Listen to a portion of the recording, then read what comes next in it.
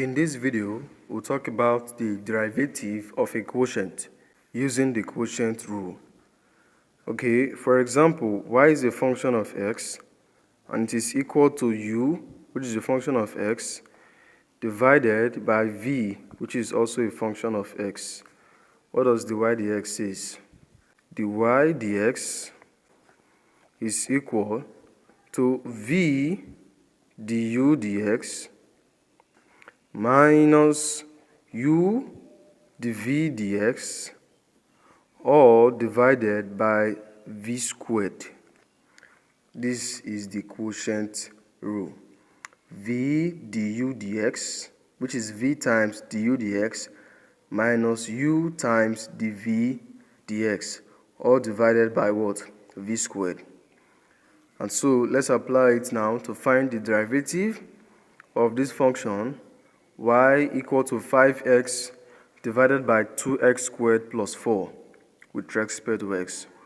The numerator is always u and the denominator is always v. Let u be equal to what? 5x. Differentiate u with respect to x, which is du dx, to obtain 5. Differentiate this function to get 5, right? This is 1. 1 times 5 is 5. 1 minus 1 is 0. So what would that give us? 5x to the power of 0, which is equal to what? 5. Alright? So let v be equal to 2x squared plus 4. So what was dv ds? Differentiate 2x squared to get 4x. Differentiate 4 to get 0. So 0 is out. We just have 4x. This is dv dx. This is du dx.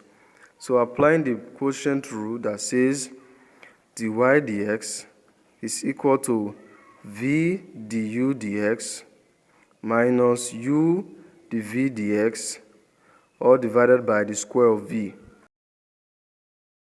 What's v?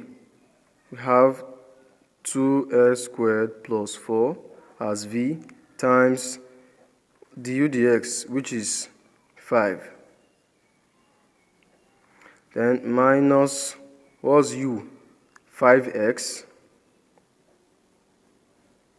times dv dx, and dv dx is what? 4x, all divided by what? V squared, which is 2x squared plus 4 squared. Let's expand and see. Okay, 5 times 2x squared is 10x squared. 5 times 4 is 20. Then 5x times 4x is 20x squared. So that's minus 20x squared, divided by what we have there, 2x squared plus 4 all squared. 10x squared minus 20x squared is minus 10x squared. So we can say this is 20 minus 10x squared all over what? 2x squared plus 4 all squared. Okay, we can go on to factorize. 10 is common, so if we bring 10 out, we have 2 left. I'll have x squared left.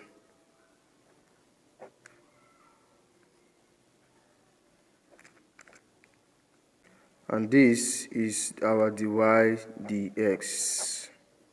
So let's apply the quotient rule one more time to get the derivative of y equal to 2 cos 3x all over s cubed. That is, we are asked to find dy dx. So, as it is, u is the numerator, 2 cos 3x. Now, what is du dx?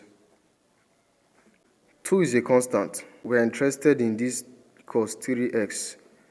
So, let me write my 2 outside.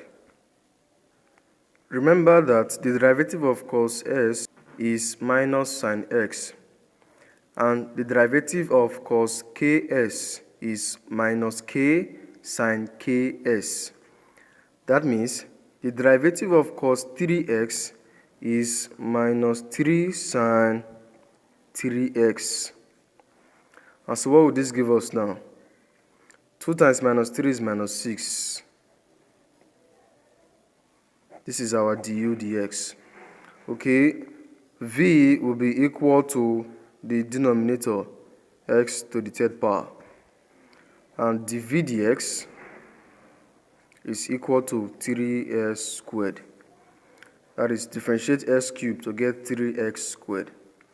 So applying the quotient rule formula that says dy dx is equal to v du dx minus u dv dx all over v squared, we then have v is s cubed,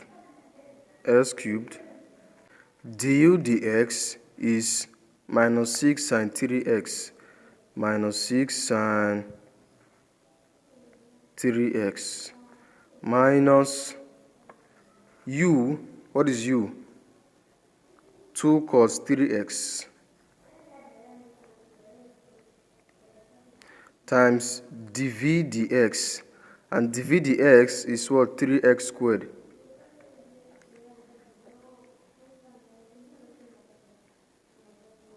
All over v squared, and v squared is s cubed all squared, because v is x cubed, so v squared will be s cubed all squared. That's what's here. Alright, let's expand this.